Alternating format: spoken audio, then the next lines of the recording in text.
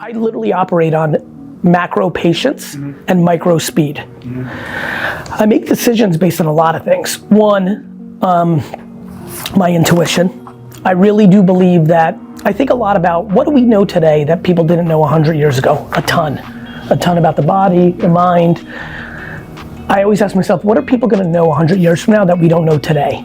My favorite running thesis right now is that we don't talk enough about the gut, the intuition, the operating system that this is. We know this is, but we don't talk enough about this.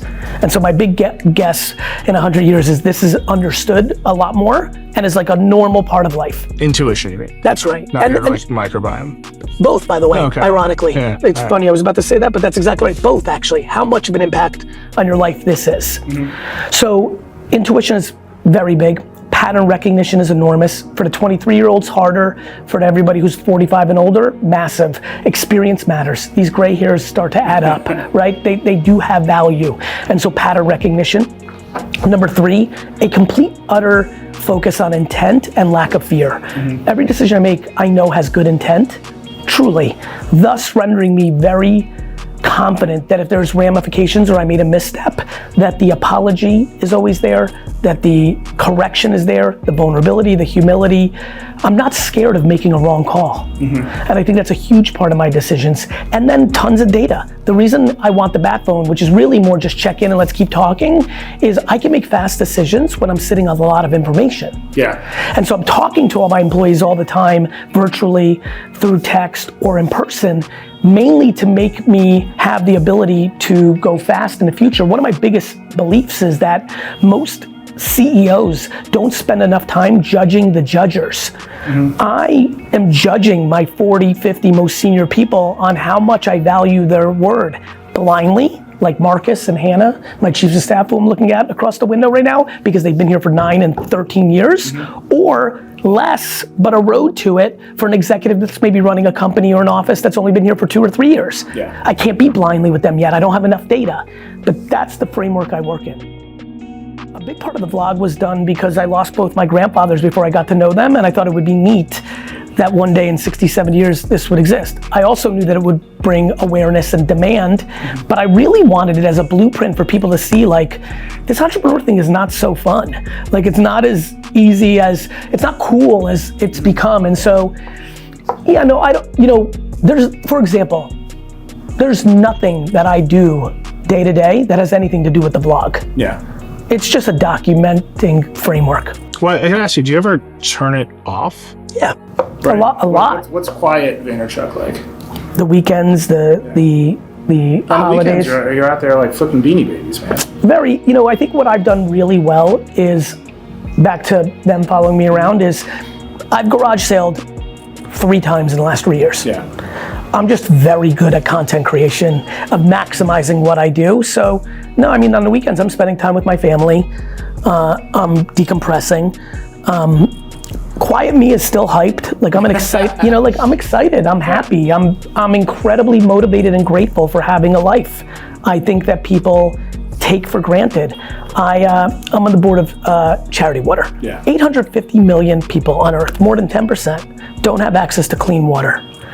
I find it very hard to not be excited about life when we live in a first world country where both my parents are alive, where I have great siblings and a family. Like, I'm very fortunate. And so gratitude is a huge, like, I think people have envy and jealousy and dwelling and complaining DNA, and that's a drainer. But when you're grateful and optimistic, you're kind of just excited for like I'm pumped when a weekend is this sunny. I actually noticed today when I was working out that it was really sunny, and in my brain said, I hope this weekend's gonna be nice. Like, I'm grateful for very simple shit, which makes me excited and calm. I think people find what they're looking for. Like I've been very aggressive of like, I don't wanna share my personal life. I have tons of challenges. I speak about vulnerabilities. I'm a public figure. People know about my stuff. Like, no, I really don't. I understand the question. I think that it's time that we have a more thoughtful conversation around this, meaning I, as a human, when I consume content at scale, never believe that any of the people that I'm consuming are showing you every single thing of their life, nor do I believe it's as good or as bad or as, I think that's a very lazy intellectual point of view.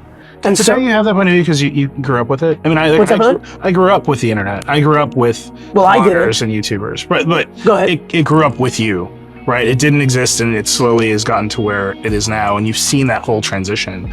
I think about our young audience. They're fish and they don't know about the water, right? They just grew up in a world where influencers exist, in a world where YouTubers exist, where being a YouTube star is a career path that you can tell your parents when you're 5 years old, right? And so you have this view where like, this isn't all real. And you're making the reality show. All of us are making the reality show. And you have an audience that doesn't know that it's a show.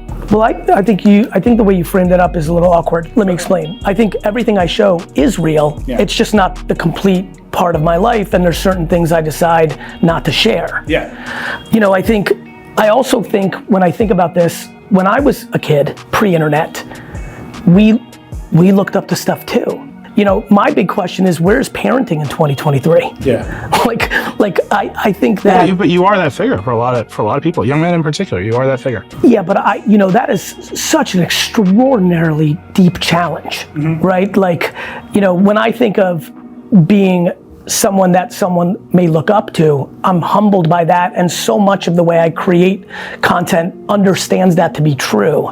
But I could never comprehend, you know, the complexity of actually being someone's parent, or, you know, someone loses a parent and who replicates or fills that void.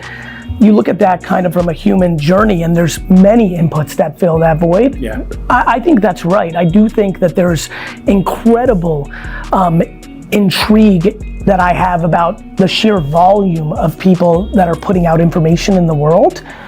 But I feel like that has always been the game. Like, there's an entire generation of boomers who lived their life like Mickey Mantle because he was the one that they looked up to. So it's always existed. What I'm actually optimistic about is there's way more ways to look at things today. Yeah. And I think how people choose their paths is interesting.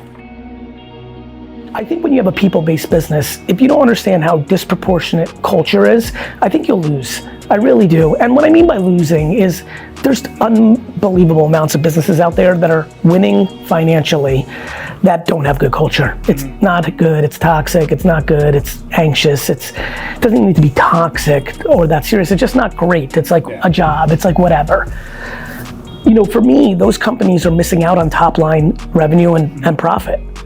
And so, you know, I think for me, I'm telling all of them, get everyone feeling safe, because there's so much fear in the world, and get everyone understanding how unique the marketing strategies we have are, or in VeeFriends, what we're actually up to, or whatever company it is. Vayner Sports, how well we are in marketing off the field. Get the core messages down and understand them, but most importantly, build a safety, happy, accountable, but happy place. I call it honey empire. Honey over vinegar, but we're trying to build an empire. It's, you know, this is not for fun. And so those are the metrics, and that is a struggle for people on the outside. Right. Everyone out here, these big buildings, is being trained to win on the P&L.